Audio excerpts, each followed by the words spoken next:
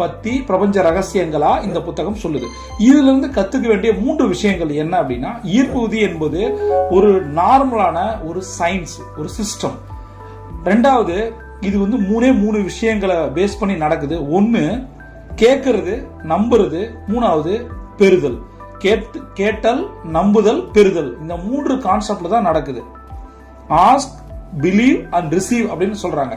மூன்றாவது, ஈர்ப்பு விதிகளை நம்ம பயன்படுத்தணும்னா எதை விரும்புகிறீங்களோ அதை பத்தி தான் சிந்திக்கணும். எதை தவிர்க்க விரும்புறீங்களோ அதை பத்தி எப்பயுமே சிந்திக்க கூடாது அப்படின்னு சொல்லுது. அதாவது பாசிட்டிவான விஷயங்கள் நீ சிந்திக்கும் போது பாசிட்டிவான விஷயங்கள் உங்களுக்கு நடக்குது. அந்த நேரத்தில் இது நடக்குமோ நடக்காதா, எப்படி நடக்கும், இதை பற்றி எல்லாம் லா ஆஃப் அட்ராக்ஷன் சொல்லவே இல்லை.